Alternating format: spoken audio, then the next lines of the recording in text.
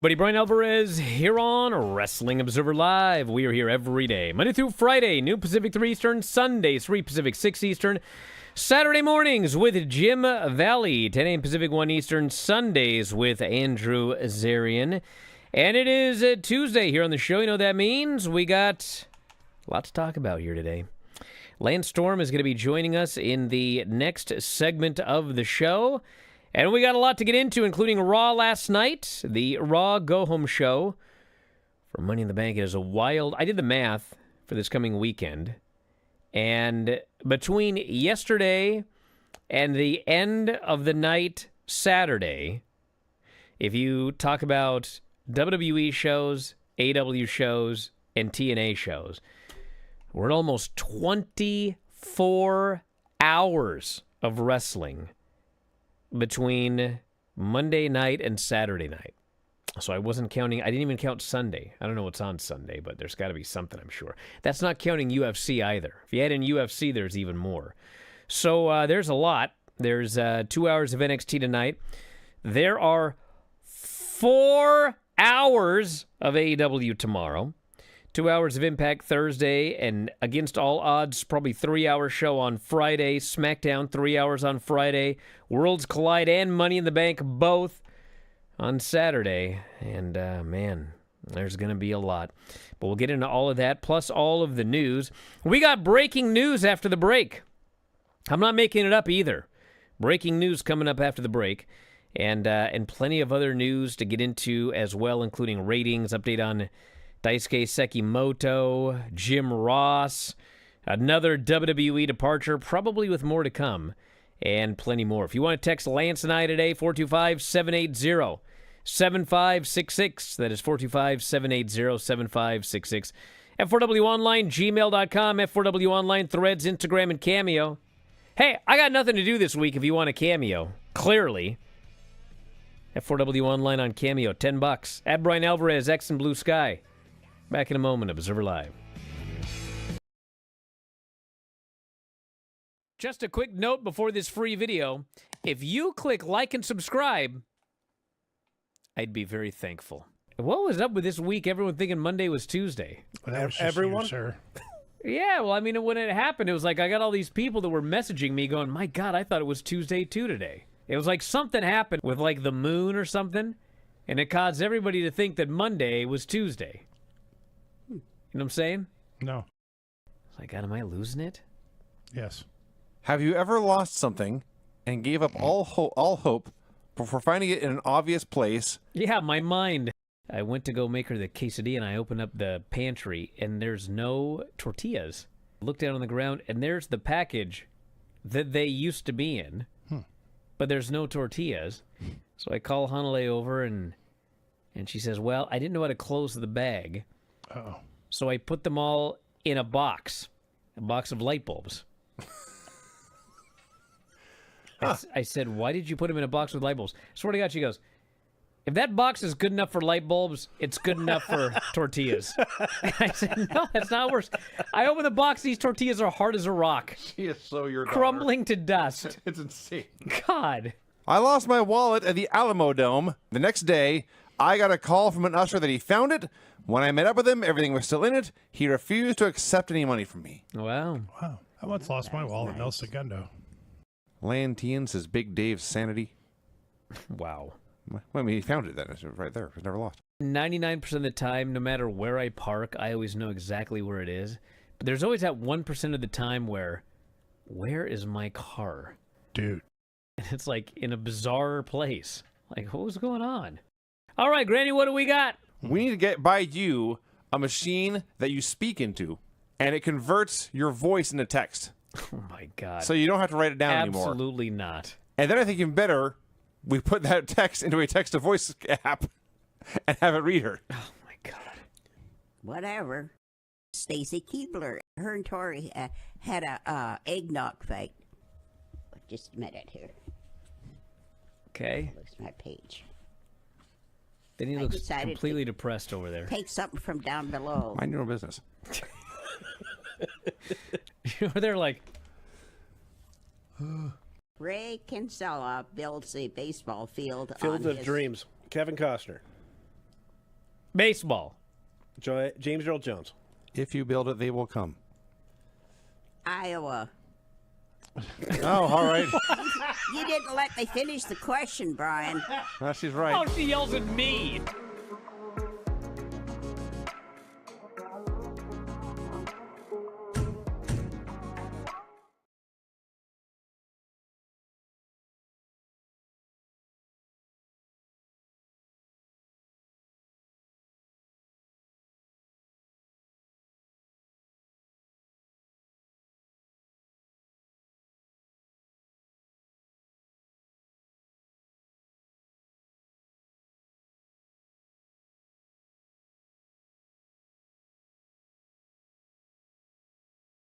Michael Booble here says, let's bombard him with discounted cameos. Do it!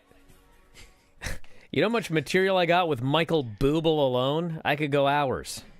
That'll teach you. Let's give you lots of customers. Yeah, F4W Online on Cameo. $10, dude. What could be more fun than that? There's actually not much more fun than that. But anyway, we got to start with breaking news today, actually. So, I think most people are aware this is likely, but WWE is likely doing WrestleMania in Vegas next year. They were originally going to be doing New Orleans, and for reasons that we can all speculate about, it came out last week from New Orleans, in fact, that WrestleMania was not going to be in New Orleans this coming year. And as I'm sure you're all well aware listening to this, there were several rumored locations. One was Saudi Arabia, one was Mexico, one was London. And as it turns out, later in the day, we find out that the front runner was Vegas, Las Vegas. And of course, there were a lot of questions. Why didn't they get the Vegas deal done before it came out that New Orleans was not getting WrestleMania? And for those of you that happen to be conspiracy theorists, well, a lot of people got to thinking maybe New Orleans wasn't happy, and they leaked it before the deal was done. But one way or the other, it came out that they are not in New Orleans, and as of today, they're still not confirmed for anywhere. But this morning, they cleared several hurdles that were in the way of WWE going to WrestleMania. Vegas is apparently making a lot of concessions to clear the way for WrestleMania in Vegas. And I was told that as of today, it is almost a done deal. So one of the issues, there were a couple of issues. One of them was an issue with the stadium. This is not going to be in the Sphere. It's looking like it would be in the stadium. And apparently there was a concert, an unannounced concert. It has not been announced yet. But the concert was close enough to the planned date of WrestleMania that there was not going to be enough time to set up. And the concert was unwilling to move. And then apparently there was an issue with, I guess, the convention center, which is where, they were going to do like all of their, whatever it's called now. But I guess there were some issues with the convention center as well. And I'm not sure what hurdles were cleared, but several were this morning. So it's looking like probably very, very, very shortly we're going to get the news that next year's WrestleMania is officially in Las Vegas, Nevada. So that's the update on WrestleMania. Vegas again. I'm fine with that. It's nice and warm. It was actually very convenient. Like, you can literally walk from the Strip to the arena. It's like, it's an easy walk. You don't even have to take a cab, an Uber, or anything. Just walk there. So Not like that time it was in Jersey where transit stopped. God, I will not go. You know, I want to. I don't want to go on this big rant again. Okay, I don't want to go on this big rant again. But we have talked a lot of late about the length of the AEW pay-per-views, and the staunch AEW defenders will hear nothing related to having shorter shows. But I did hear from fans who told me that there are cities that pay-per-views have run in where they left early because of issues with public transportation. And that's something, obviously, that drastically affected that one WrestleMania. It was like 2019 or whatever it was, New York, New Jersey, whatever. It's like, my God, the public transportation, at some point they do shut things down, and there was rain, and everybody was trying to get cabs and Ubers, and it was just an absolute disaster. So, there are live crowds. You got to think of the people that are there. Got to think about kids that got school the next day. You got to think about people that go to work the next day. And let's make life easy. I initially did not like this WWE change where, like, the pay-per-views now start at 4 o'clock on the West Coast. So, like, if you got plans for Saturday, it's like, if you want to watch the show live, you got to come home at 3:30 if you want to watch this show. And as it turned out, it's actually not easy to go back. You can start from beginning, but like Peacock it sucks. So like if you start from beginning but the show ends, it'll kick you off if you're not done watching the show. And then because they bundle the post-show press conference with the actual show, you can't even start the replay until Dwayne's done rambling for an hour at the post-show press conference. So, you actually have to be home at 4 o'clock unless you're planning to watch it like the next day. But, after they've done this for a while, it really doesn't bother me. I'm much happier with the shows being done way earlier and, being able to not have to go to bed at, God only knows what time in the morning. So it's much more convenient. So there's that. Nothing? Well, I get Netflix, so it's easier for me either way. But I do agree, earlier shows, it's just easier. I'm getting too old to stay up till midnight watching shows. And hey, your TNA PLEs or pay-per-views, or I guess they are still on pay-per-view, and I guess they're PLEs. But regardless, they're only 3 hours long. You don't go 5 hours. No, we try to keep it a hair under 3 if possible. Occasionally we'll do 3:15, but we like to keep them tight. We don't have the number yet, the quarter hours. Those will be the interesting numbers. But the Collision on Saturday, which aired very, very late at night after the NBA playoffs, 504,000 viewers and a .18, okay? Now, a couple things to keep in mind. The show started, if I recall correctly, at 11:30 Eastern. 11:30 Eastern. Ooh. And the main event, which is an Hechicero match, and Máscara Dorada, that ended at 1:30 a.m., okay? 1:30. So my guess is that this show probably opened at like 2.5 million viewers and then had about 100,000 viewers by the time the show ended. So we'll see. We'll get the quarters soon enough. But for a show that started at 11:30 and ended at 1:30, to do 504,000 viewers in a .18, at the end of the day, that's just the number. When you're selling advertising, the advertisers aren't going to ask, well, how'd the last quarter do? They just want to know how the show is done. And that's a great number. But that's going to be a fascinating quarter hour presumably decline, leading to 1:30 a.m. Yeah, it's going to be a front-loaded show in viewers. It's also going to be interesting to see what the ratings are for the Dynamite show tomorrow, because Fyter Fest is 4 hours long. They're not even like, I thought maybe they'd say, it's going to be 2 hours of Dynamite and 2 hours of Collision to kind of, seemingly make it more palatable if it's like two shows back-to-back. No, they're just advertising it as a 4-hour AEW Fyter Fest. 4 hours long, which is long. That's a long time for a TV show. And I presume it's still starting at 8, which means it's going to end at midnight. And, 4 hours of AEW tomorrow, which I guess if you're branding it as AEW Dynamite Fyter Fest, that's probably better to just say it's a 4-hour show than 2 hours of Dynamite and 2 hours of Collision, because you've kind of branded Collision as like a B show. So we just have a 4-hour A show tomorrow. Tony's calling it a free pay-per-view. Yeah. We got 7 matches announced. We'll go over those after the break. and then talk the rest of the news here. So it's going to be a long one, everybody. We'll go through that. Impact, Lance can talk against all odds, and more. Back in a moment, Observer Live.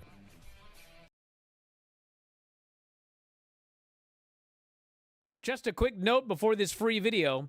If you click like and subscribe, I'd be very thankful. Jared, put old Granny on. Let's see what she's up to. Oh, man, she's doing something. Oh, Lord. She's trying to plug in the box, Brian. Granny can't connect. And so I call her on the phone, and she alerts us that she apparently knocked the box off her desk. Whatever's happening right there, that doesn't look good. She knocked down the camera now? What's going on? She's got a hold of the camera, I think. She's okay. Well, we've got the ceiling at least. There's the box. Hey, we got the box, Jared. Does it look like it's plugged in? No. It's definitely not on. No. Okay. That's her back, I believe. She appears to be doing something. Apparently yoga. That's her hair. Are we sure that's not Ric Flair? Now she's got to find the phone, too. Think anyone's going to still subscribe after the show? I hope we get a bunch of video signups. This is interesting. Is it now? Oh, man, we can almost see the front of the tie line to see if it's on. But we can't. We can only see the side of it, as well as a flashlight and dice. I don't know why there are dice there. Well, you never know when you're going to play dice in the dark. She's still doing something. That's good radio, boss. Show that again, what's she doing? You know what's a good show is the Big Vinny V show. Is it? I reviewed Poet Armenia 2025. She might be tying her shoe or something. Ed and down San there. Antonio show. Granny is furiously doing something. It's possible that we should sabotage the box every week. No! So that she can, get up and down, like Roddy Piper once said. No, I know. I'm calling you. Phone. I'm calling you. Oh, my God. How are you? I'm exhausted. Oh, I want to tell Vinny I watched his show today. Thank you, Granny. I hope you enjoyed it. Yeah, it was good. Good. That sounded very sincere. Stunning review. Well, Anyway. can we please make that into a commercial, Jared, for Vinny's show? Apple Podcast carries every podcast that we produce. Oh, I want to tell Vinny I watched his show today. Thank you, Granny. I hope you enjoyed it. Yeah, it was good. Good. So check it out, f4wonline.com/Apple. Try your free trial today. What is happening here? Yes, Granny? I don't care if it's show or what. My computer went out and I can't fix it. Okay. Jared, can you fix Granny's computer? He tried to get a pin. I am Steve. Brian, what are you doing? Now my child is sending me a voice message. Steve, chicken jockey.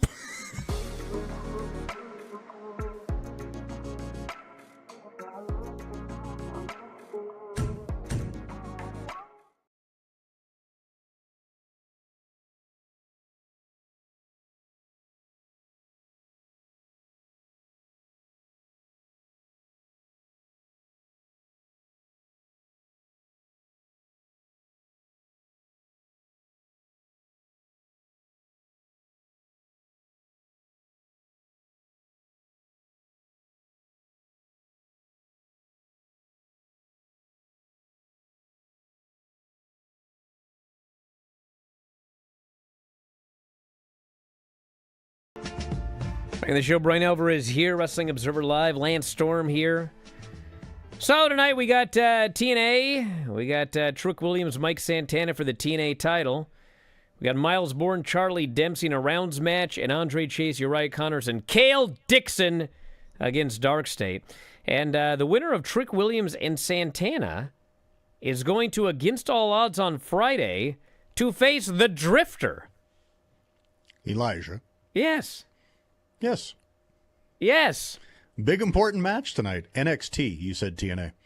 It's just, well, I mean, it's NXT and TNA nowadays. They've merged, it seems. Well, they overlap, shall we say. I'm very surprised, Lance. I don't know if you have any insight. My guess is no. Very surprised they're already doing Trick Williams, Mike Santana. Like, this is quick.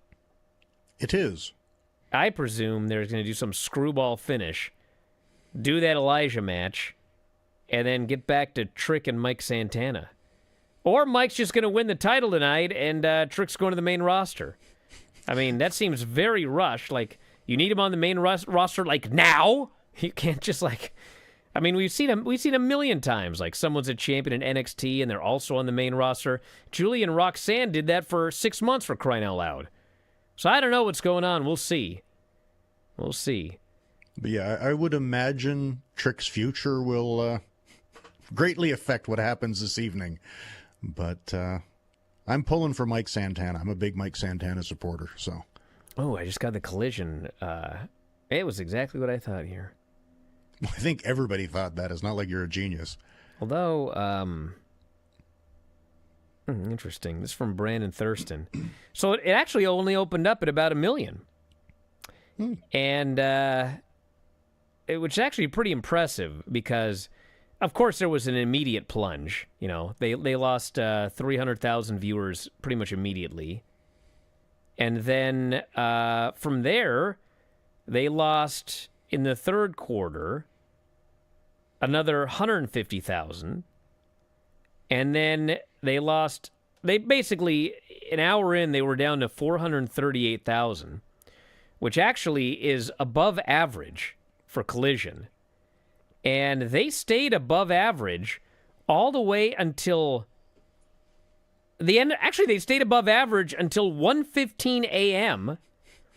And from 1:15 to 1:43, they were just at their average. So that's actually pretty impressive.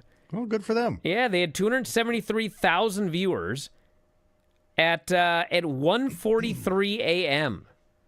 So the show held up exceedingly well, and it really wasn't just, I mean, the lead-in obviously helped, but they were above average for, you know, an hour and 45 minutes at that weird hour.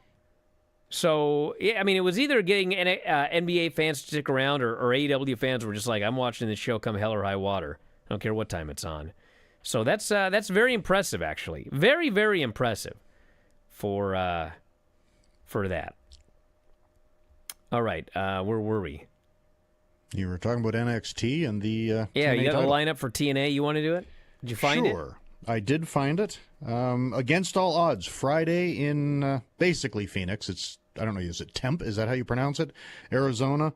But yeah, we mentioned the winner of Trick Williams and Santana will face Elijah. Masha is defending the Knockouts title with Li Ying Li. It's always hard to pronounce Chinese names for me. Joe Hendry against Frankie Kazarian. Santino Marella versus Robert Stone, and the winner will become the unanimous or undisputed director of operations. The Nemesis Director of Authority, Lance. Get it straight. Whatever. And the Nemesis defended the tag team titles against the Rascals, and Steve Macklin is defending the international title against Mance Warner. You yell at me for how I say dates, but then you get the name, the title that Santino and Robert Stone are fighting over. You get that wrong, and that's just whatever? Disgusting. Well, Santino's gimmick is he gets names wrong, so I'm not 100% sure that what comes out of his mouth is accurate. Well, his gimmick is he's an idiot, so that would mean you're an idiot. But yes, it is the TNA Director of Authority. Robert Stone, he's actually a good worker. They never do anything with this guy in NXT. He almost never talks, and when he does, he gets like a line. He never wrestles. You know, I haven't seen a Santino match. When's the last time? Has Santino wrestled in TNA? Yeah, he does occasionally. He does occasionally? Okay. He was in a tag match like last week. Oh, really? Mm-hmm. Should watch the show. I didn't watch the show this week. And you know what? Both of them were in a mixed tag match. So I don't know about this week either. It's going to be rough. I'm going to try and watch as much as I can. But, dude, 24 hours in how in the world am I going to watch 24 hours of wrestling in 6 days? That's crazy. And then do 12 hours of shows. Yeah, I got to do everything else, too. It's like impossible. But anyway, yeah, Santino's going to be wrestling against Robert Stone. So he wrestled on TV this past week? Yes. Golly, I need to go back. What was the match? It was Santino and his daughter. Oh, that's right. Against Robert Stone and not Alicia Fox. Oops, wrong name. Victoria Crawford. Oh, man, you're in trouble now, bro. Golly. Yep. It's almost like I need to get someone who works for TNA here on this show. It's hard when you know them first under a different name. It's true. All right, got updates on Jim Ross. He is back home, but sounds like he's having a rough time. He tweeted, "Made it home from the hospital, but feeling rugged. Need to kick out. I'm trying." Dave said he is doing better. It's been a week. I mean, that's a rough surgery, especially when you're in your 70s. So hopefully he's feeling a lot better soon. He wants to make it to All Out, which is about 6 weeks away-ish. So we'll see if he can make it. But all the best to Jim Ross. And then we got an update on Daisuke Sekimoto, who had an injury. He took a swinging DDT and didn't get up. They stopped the match, took him home. They shared an update yesterday. It said it was determined he had suffered a low-grade cervical spinal injury, but is not experiencing paralysis or muscle weakness. In another 2 weeks, he'll have another evaluation, and they can decide about whether he's going to be able to, when he'll be able to return to the ring. I think they're presuming it'll be fine at some point. Damage to his neck bones from the front. Cervical vertebrae were injured. Traumatic cervical spine injury. No paralysis, no muscle weakness. The grade of the spinal injury is low, considered to be similar to a concussion. It is decided an additional examination will be conducted in 2 weeks to find out when he can return. No restrictions on daily life, and he can train as long as he does not put strain on his neck. So he's 44, but that's good news. That's good news. No kidding. Sounds serious, but obviously looking like he's in not too bad a shape. That's good. We've got a couple of other news notes, and we'll get into Raw. Sarah Logan is gone. It's the former Valhalla with the Viking Raiders. And she wrote a very emotional statement on her social media. But in the end, she did say that she's got a lot of things that she's doing as Sarah Logan, and she's very interested in those things, and she's happy to continue pursuing that. So she has been wrestling since she was a teenager. So obviously, when you've been doing something for that long, it's hard to step away. But she has been doing a lot of other things, and is interesting in continuing that. Also, 2 children. Gave birth late last year. And so her contract has expired. R-Truth, Carlito. There were R-Truth chants on... Actually, I was told from people in the building, like, all night. We really only heard him in 2 matches, and it was only really obvious in one of them. There might have been some Carlito chants as well. You know, I had some people say maybe this is going to be that jump the shark moment where the fans all turn on... No, it's not. That's not what's going to happen here. But they did pay tribute to Truth, and I've been told that might be others as well. So this might not be the end with Valhalla being released. And I gotta say one thing. So I don't want anyone to get cut. All right, I don't like people losing their jobs. I know people are going to make more of this than it is, but Miz has not been doing much lately. And on Friday, they did a segment. He had just gotten put together with Carmelo Hayes as a tag team. And they were teasing a breakup on Friday. Carmelo was just like, I don't need your help, and I got this, just don't come out, and et cetera, et cetera. And this was right when they cut Truth and Carlito and now Sarah Logan. And I've been told there were others. And I bring up Miz not just because of that angle, but if you go to his Twitter, I mean, there are no mentions of WWE. I think it says like the most tweeted superstar or something. It no longer says the most must-see WWE superstar. He's removed all references, really, to WWE. It now says the most must-read Twitter account of all time, and that's it. Now, I was told that he is doing the new season of I guess, was it American Gladiators or whatever, And so I know people are skeptical they would get rid of him now, but he did remove references to WWE from his social media.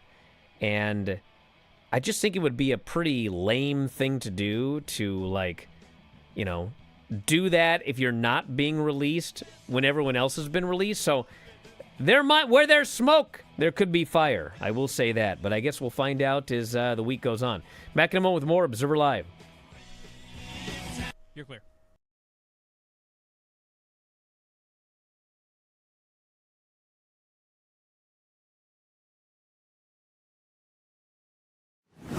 Check out this free video and make sure you hit like and subscribe. Hey, listen, we're going to start with the real main event of the weekend.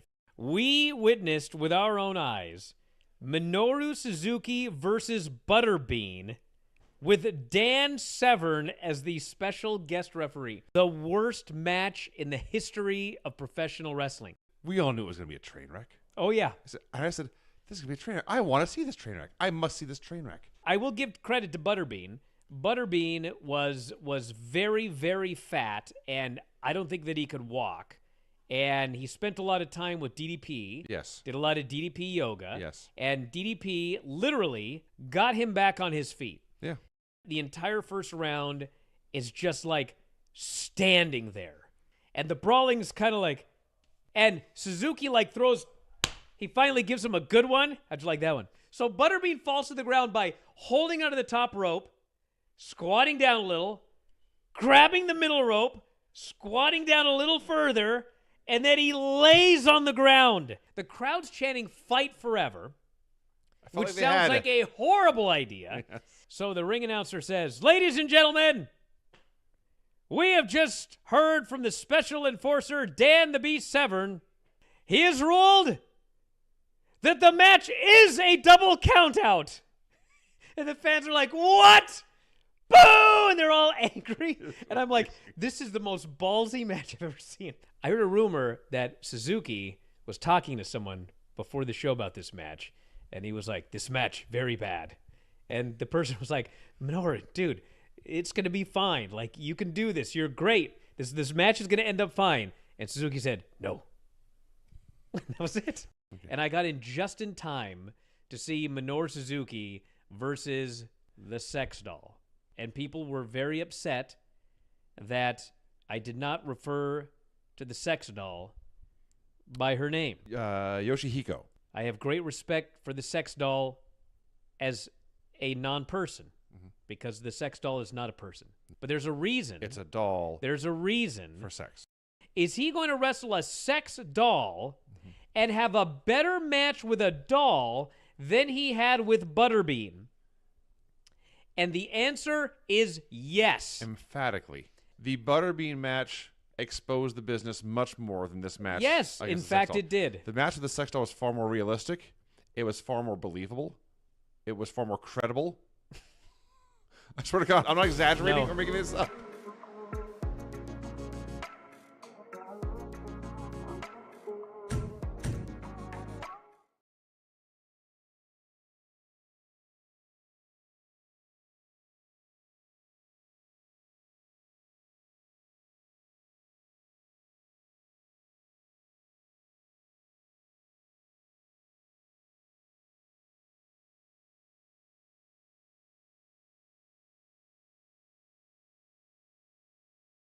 Back in the show, Bryan Alvarez here, Wrestling Observer Live. Lance Storm joining us here today. Did you watch this Raw show? I did. I've been watching it regularly thanks to my new Tuesday spot on Observer Live. Wow, what'd you think of this show? It's the same as I thought the other ones. I think the things I liked most were the produced promo packages where they had spliced in the videos and had edited promos from the talent. I thought they did a great job with the Stephanie Vaquer video into her entrance. I remember on a previous show with you, there was someone else that made their debut. Might even have been her in NXT, where it's like they just showed the screen and there was smoke, and it's like they didn't even really reveal who it was until they were already out there. And I thought it was flat because you didn't know who it was. Where the presentation of her on Raw was great because she spoke, had the video package, and it cut right into her entrance. and you knew who you were about to see, and it felt like she was a big freaking deal. You know, I watched this show, and I don't know if a half hour really makes that big a difference, but this show is so much easier to get through than SmackDown. I don't know if it's they got a bigger roster. I don't know what it is. Bigger stars? They don't have bigger stars. I mean, they got a split roster, and you know, all the big stars are on SmackDown as well. But that half hour makes a big freaking difference. I think, too, the fact that I assume you watch on delay like I do, the fact that Netflix edits out the commercials and you don't have to go to your remote and fast forward through it and feel like you're having to skip more stuff, the show flies by quicker because the screen goes black for 2 seconds and then the match continues. Yeah, but I watch on the iPad on YouTube TV, and they have a very, very, very good fast forwarding and rewinding. Like, you don't even have to, some of them you have to like touch the screen and then you have to hit the +10 and then you got to wait for it to jump and then you're sitting like an old person typing. You're like, but on YouTube TV, it's like anywhere on the screen on the right side, it's just like next segment. Like my brain knows how many times to tap it to go exactly 3.5 minutes. So that's not the issue. I mean, it's definitely just like the length of the show. I mean, I wish they were all 2 hours, but 2.5 is way easier to get through than 3 hour SmackDown. Remember back in the day where everyone used to say 90 minutes was the perfect length? Yeah. Those were the days. Well, you know, I will, to be fair, you know, back in those days, they did have smaller rosters. Now the rosters are like gigantic. And so that's one of the problems with AEW is they don't have an official roster split. And since they have people that work both shows, it's like you got this enormous roster in 2 hours. Like, it's just not enough. I'm going to find out on Wednesday about 4 hours, but it's not like I want 2 4-hour AEW shows. That's too much. There's just like with Truth and Carlito, and I mean, if you're going to be bringing up new people and signing new people, there's other people that got to go. It's just the way of the world. So we had a CM Punk promo and vowed to win the qualifier and the briefcase. Sami Zayn basically came out and said, you got to do it tonight. We can't have this Seth Rollins win the title. The show will be terrible. And they agreed that if CM Punk won, they were going to have a conversation at a different date because they both want to be the champion. Punk said he was looking forward to it. Big fan of people declaring they want to be world champ. Yeah, it's a very important thing for a lot of people on this show. We had a Roxanne meeting with Liv and Raquel.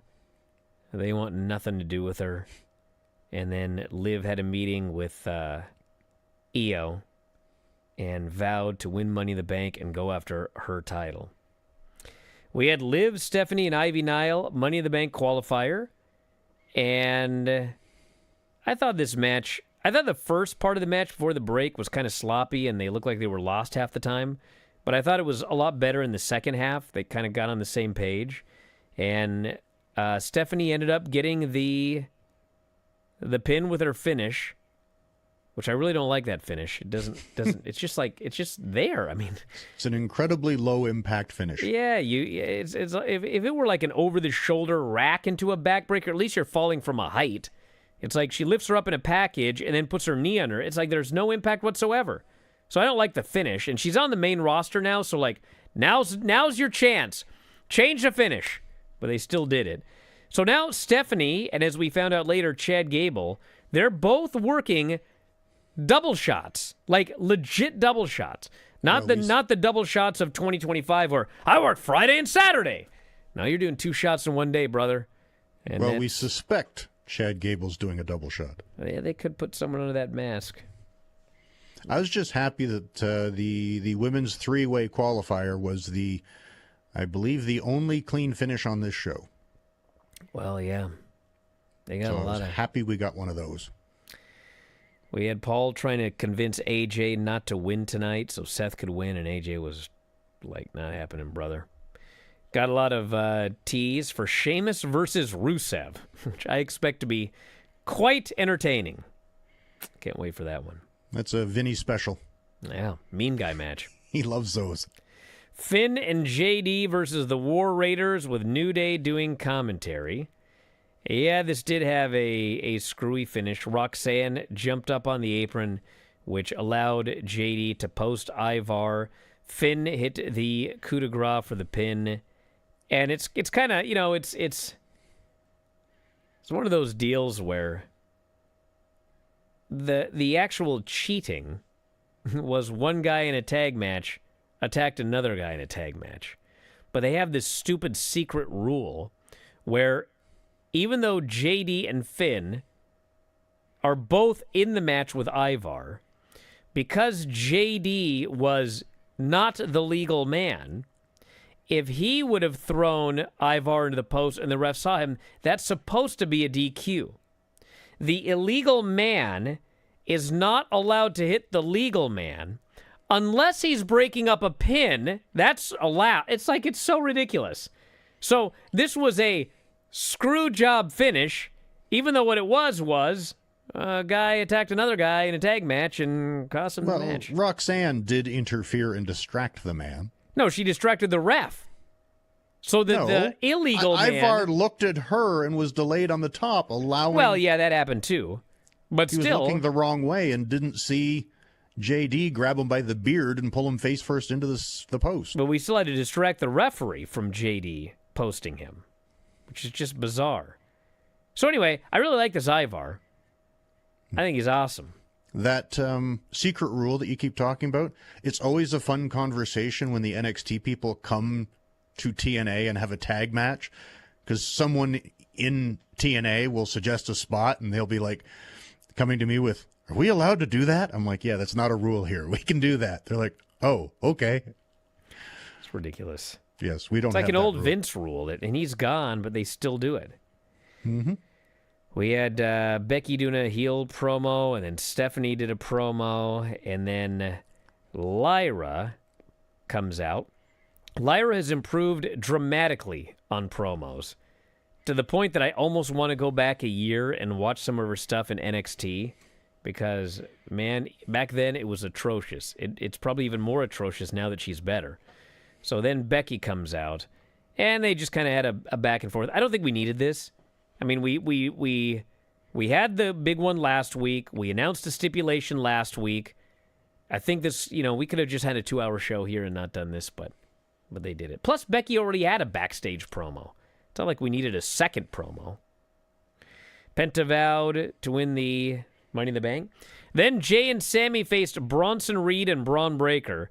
So last week, the main event of Raw, they had a run-in finish, but I liked it because, it furthered the thing with Finn Balor and Dom, and it furthered the thing with Jey Uso. I mean, it was like they tied together 3 storylines in the run-in, so I liked it.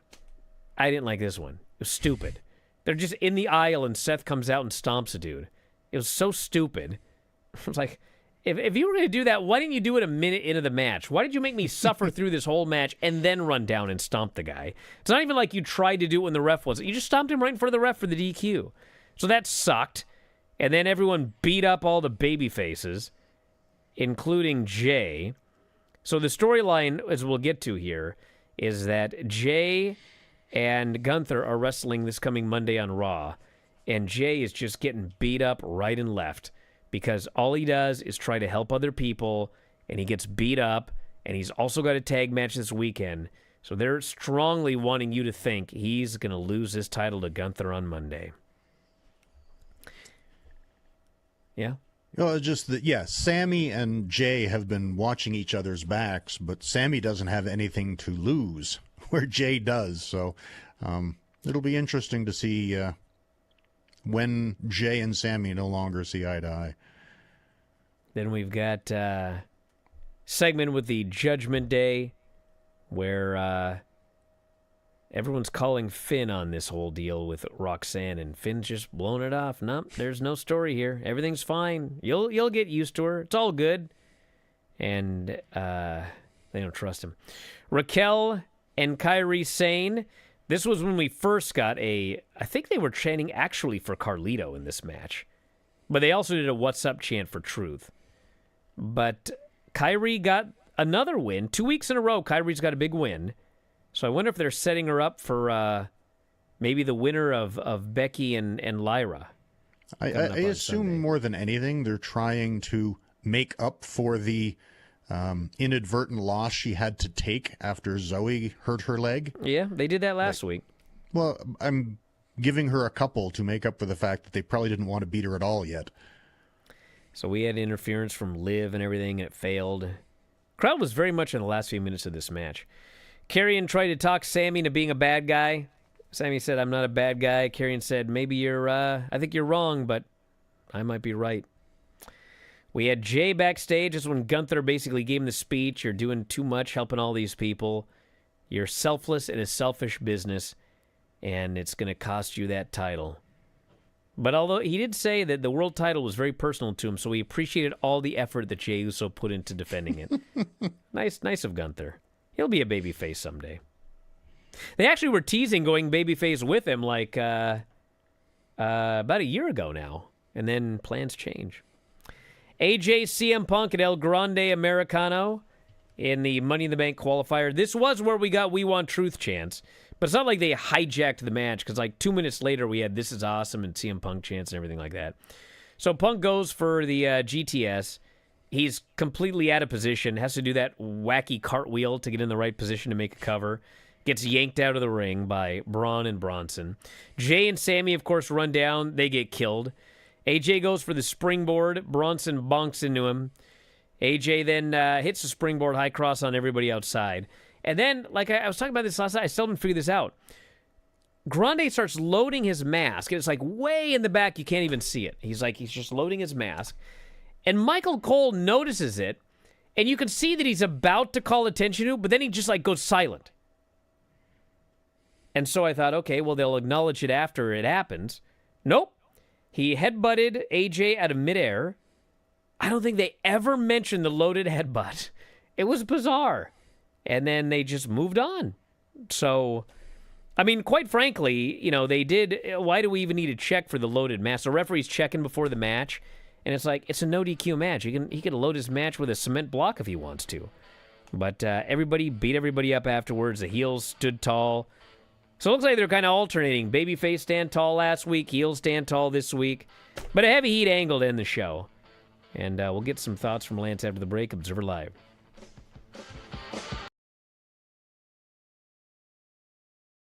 Just a quick note before this free video.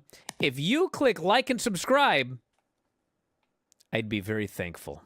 Well, we reviewed SmackDown yesterday, Tom, and you don't even get SmackDown. You're very, just, you know how you are.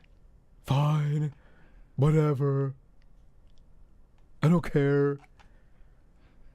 Whatever. That's your impression of Yeah, me? that's my impression of you. Wow. So what are we, at least, I hope you at least watch a SmackDown main event. I watched the entire show. Okay, because there's a lot of people that still like your review, Tom. I went on the board, and I saw like 2 people. Yeah, do you go on Twitter? Yeah, I do go on Twitter, You read my emails? I do go on the Twitter. Text messages? I mean... Do you go on Twitter? Because if you do, unfortunately, yes. You would have seen one of the greatest moments in world history. In world history, really. World history. Frank Tate walked away the victor of the fight, but he walked away an even bigger winner when it comes to life. This man completed what I would say is the best high five, the best dap up in the history of the galaxy. This man had his dog. And when I say dog, barely a dog. I mean D-O-G and D-A-W-G. This was a dog, baby. The dog was so proud. You can see just the elation in that dog's face. He threw that paw up. He let it hang for a few moments, and then he brought it down for the dap. Tom's not even doing this justice. Everyone has seen a dog, Listen. like you put your hand out and the dog like puts his paw up to shake hands. This freaking dog goes, ah, hapa! Like, what? That was more than a high five. I don't even know what you would even term that. He dunked. He dunked that man. 30 million views on this clip. And that is about 1/10 of what it should have. So if you haven't seen it, you deserve it. Treat yourself. Go to my Twitter. Watch Frank Tate high-five his dog. No, he did not high-five his dog. The dog high-fived His dog him. high-fived him. Yes. He just wanted like a, just boom. And this dog was like, no way, brother. You knock that man out. I'm going to give you a big-time dunking high-five from way up high. You go high-five, up high, down low, too slow. This was an up high. Guy should have pulled his hand away. It's the best thing you've ever seen. Man, too slow, Joe. Yeah, it was pretty good. Not going to lie. I liked it.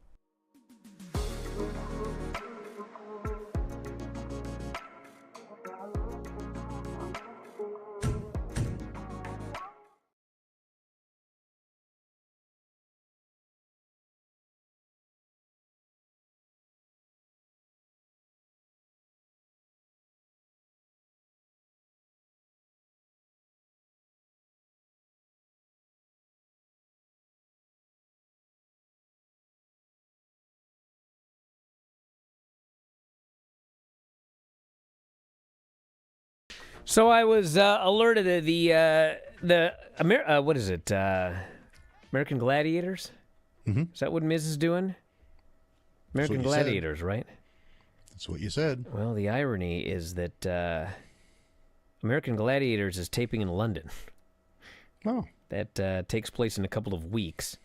So that would also explain doing the angle to split up him and Carmelo for now, if he's going to be taping in London here for a while.